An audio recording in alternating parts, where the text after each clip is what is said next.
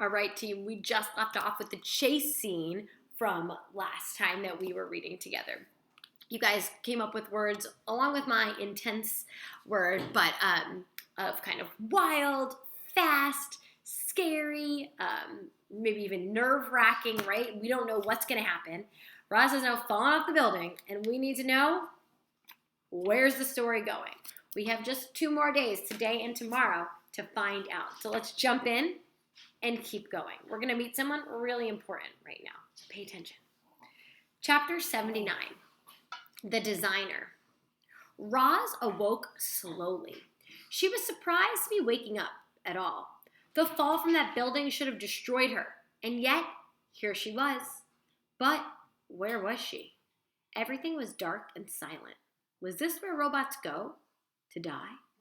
No.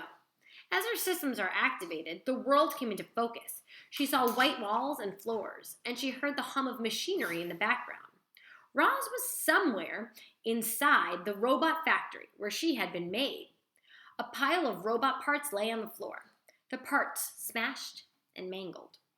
It took a moment for Roz to realize she was looking down at her own broken body. It took another moment for her to realize that she was now nothing more than a robotic head. Her head was sitting atop an electronic box that powered her computer brain. Roz still had her thoughts and her voice, but without a body, she couldn't move. So she sat there, completely helpless, and waited for the makers to appear. The makers did not appear. Instead, Roz heard soft footsteps, and an old woman appeared. She was elegant, with white hair and red lipstick, and black clothes. Flowery perfume wafted behind her.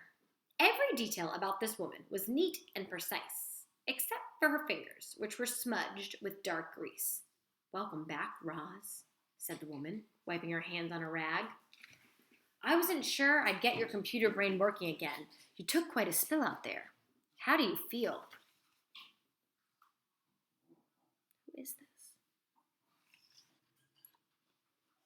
"You don't have to Roz just stared. "You don't have to pretend anymore," said the woman. "I know you're not a normal robot."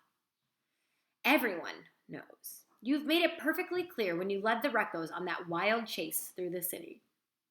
Roz remained silent. "I watched the video of the chase. I don't know how you got those pigeons to attack our airships, but I'm more than interested in the goose. You seem to be speaking with it. Can you explain this to me?" "The goose is my son," said Roz at last. "Is that so?" The woman arched her eyebrow. "Roz, I repaired your computer brain so that I could talk to you. I want to know how you came to be this way. So let's talk. I'll begin by introducing myself. My name is Dr. Malovo. A long time ago, I fell in love with computers and robots, and I created a company called TWRE Industries. Since then, millions of robots have been produced right here in this factory, and I've designed every last one."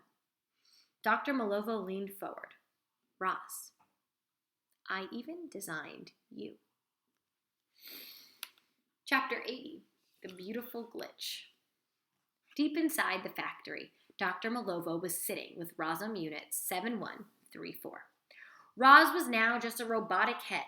Before the moment, her head was all she needed. The robot and the designer had many questions for each other, and they sat there for hours, having conversations like these. "What happened to you on that island?" said Dr. Malovo. "Tell me everything." The robot told her everything. She described how she awoke on a rocky shore and how her only desire was to survive, and how difficult life had been in such a harsh place. "To survive in the wild, I had to become wild," said Roz. "So I studied the animals. I mimicked their behavior, and eventually I learned how to speak their language." "Incredible," said Dr. Malovo. "You're programmed to learn different languages, and you're programmed to work with animals, but I never imagined you could learn to speak with animals." "Although I could speak to the animals, they still did not trust me," said Roz, "so I tried to win them over with kindness.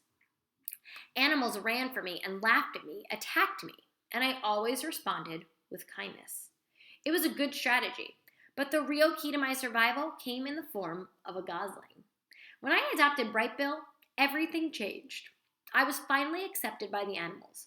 I was surrounded by friends and family. I was home. I love that kind of like advice. The thing that Roz is living by is kind of what I mentioned to you as advice that I had gotten, which is always, be the bigger person, always react with kindness. Even if people aren't really being kind to you, treat them kind back. It's a lot less energy to just be that person who can smile and wave. So Roz has learned that, and so can you. Am I the only wild robot? Said Roz. I don't know, said Dr. Malovo. Many defective robots have been returned over the years. It's possible some are like you, until we destroyed them. Will you destroy me? The woman sighed. Roz, people are afraid of you. They saw you fleeing through the city, and they think you're dangerous. They want to know the danger is gone. And so, when we're finished speaking, I'll have to destroy you. I'm not dangerous, said the robot. The part of my programming has never failed. Even if I wanted to be violent, I can't be. Have you ever wanted to be violent? No. Every problem has a peaceful solution. Violence is unnecessary. I wish it were that simple, said Dr. Malovo. It's an amazing time to be alive, but there is still crime. There are still wars. Sometimes violence is unavoidable. Is that why you have recos? Said Roz. The recos are designed to do all sorts of unpleasant jobs. Some of those jobs require the use of force. Do you ever worry they might use force against you? The recos have never given me a single reason to worry, said Dr. Malovo. But you have. How did you escape from Hilltop Farm? Said Dr. Malovo, leaning forward. Roz didn't answer. Let me guess. The children helped. Roz stared. They're not in any trouble. If I were them, I'd have helped you too, said Dr. Malovo. They are good children, said Roz finally. And you left them, said Dr. Malovo. Leaving was not easy. I care about everyone on Hilltop Farm, and I did my best to look after them all. But I did not belong there. And when the children discovered who I really was, they agreed. They wanted me to go home, so they helped me escape. Why do I fear water? Why am I female? Why was my body designed this way? Why does my computer brain know some things and not others? Why, Dr. Malovo laughed. Why do you need all the answers? You programmed me to learn, said Roz. I am simply trying to learn about myself. The woman shifted in her seat. Those questions are much more complicated than you realize. There are countless little considerations that go into designing any robot. I have to determine the size and the strength, the appearance. I have to give the robot the proper programming and computer brain. I have to predict how people will react to the robot. I have to imagine that everything that could possibly go wrong. But all my decisions are guided by a single question. What is the robot's purpose? Quietly, Roz asked her designer, what is my purpose? What do you guys think? What is Roz's purpose? Not her purpose now. What was her original purpose before she kind of got to the wild island? What do you think?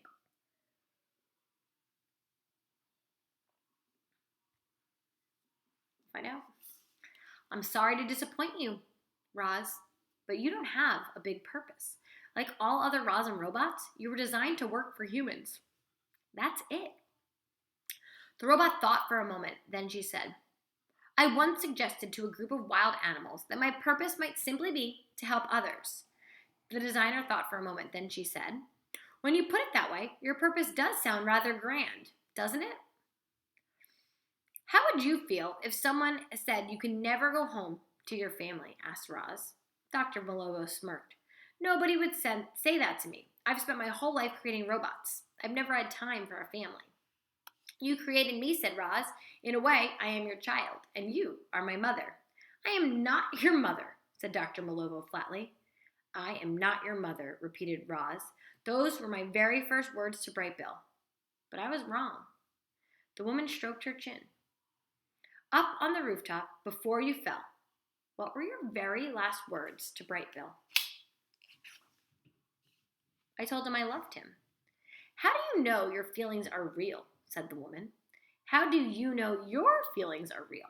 Said the robot. Your brain might be defective, said Dr. Malovo, but it's fascinating.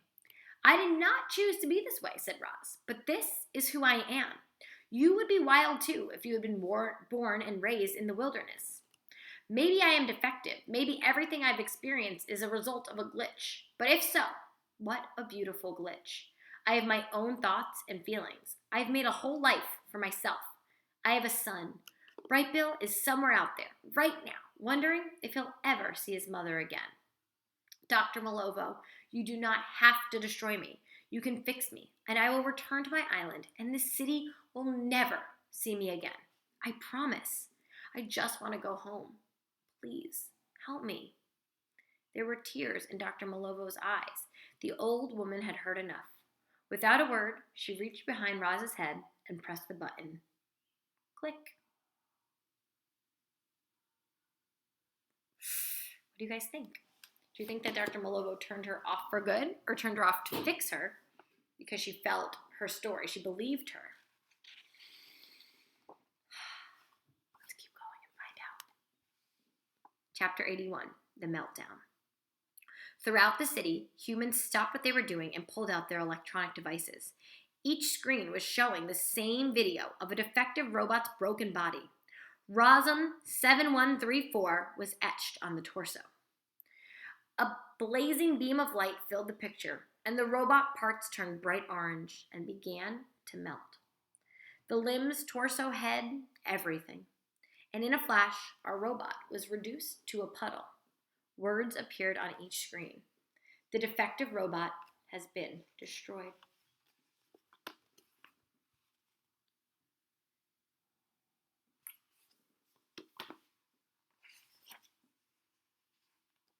Chapter 82, The Secret. Dr. Malovo lived in a luxurious apartment that was built right into the robot factory. Art and books and leather furniture filled the rooms. Classical music always seemed to be playing softly in the background. As you might expect, she had a robot butler who cooked and cleaned and made sure everything was exactly as she liked it. Dr. Malovo's home was a comfortable place to grow old. The woman was standing in her living room, gazing at the city through the wall of windows. The sky was cloudy, but her mind clear. Destroying Rosum was the right thing to do. However, Dr. Malovo had a secret. A wooden door opened, and in walked the butler. He was carrying a limp robot in his arms. It was Dr. Malovo's newest creation, a special project she'd been tinkering with for years, and the time had come to bring this robot to life. Put her over there, said the woman. The butler carefully laid the robot upon the cushions of a sofa. Then he turned and marched out the door. Dr. Malovo walked across the room. She stared down at the robot for a while, admiring her handiwork. Finally, she leaned in close and said, "Wake up, Roz." Do you get what's happening?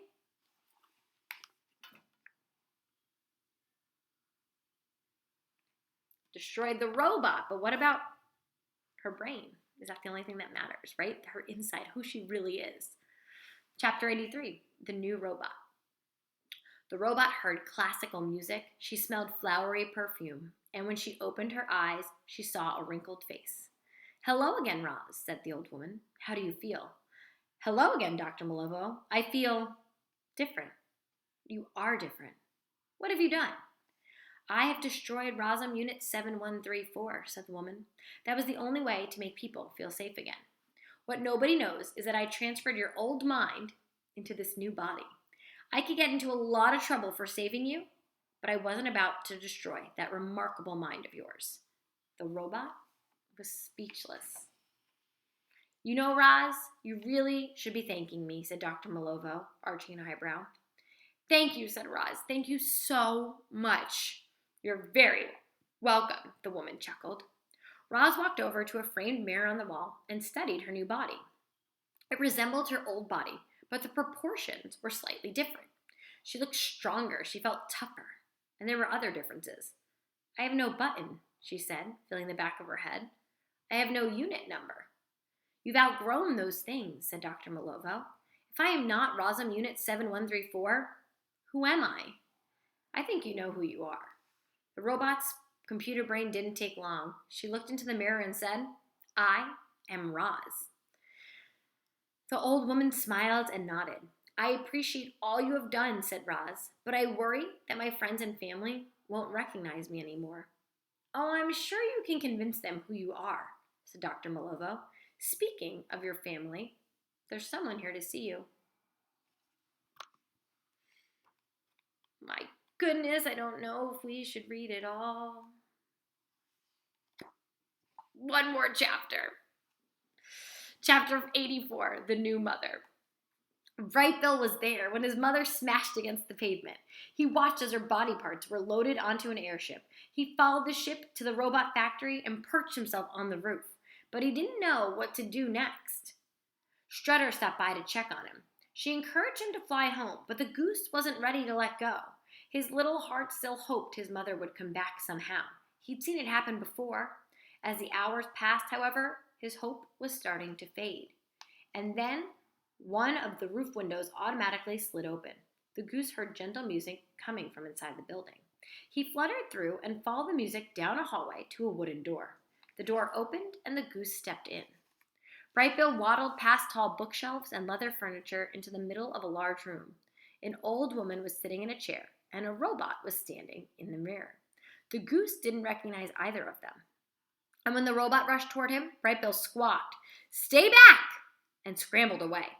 Around the room he went squawking and flapping until he settled into a table in the corner, looking lost and afraid. "Bright Bill, it is me, your mother." The goose just stared. "I know I look different from the outside," the robot went on, "but on the inside, I am the same. I still speak the language of the animals. I still remember every detail of our life together. I remember sitting around the fire in our home on the island. I remember the first time you took flight. We were up on the grassy ridge, and you stretched out your wings, and suddenly you were floating in the wind. But then you flopped back into the grass. You must have flopped into the grass 100 times that day.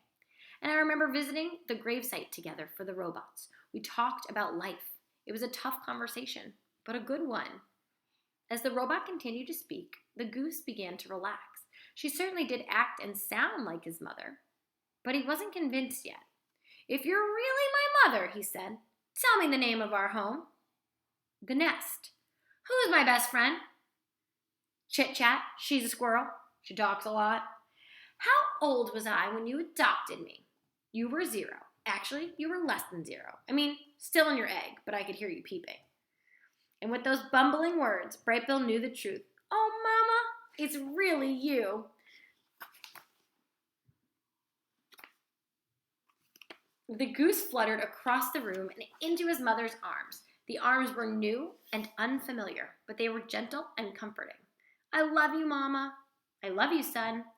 From the other side of the room came the sound of sniffles. Our friends turned and saw Dr. Malovo wiping tears from her eyes. "I have no idea what you two were saying," she said, "but that was wonderful." There we pause, my friends. Tomorrow, we finish. What's going to happen? Are they going to make it back to the island? How will they do it? We'll see.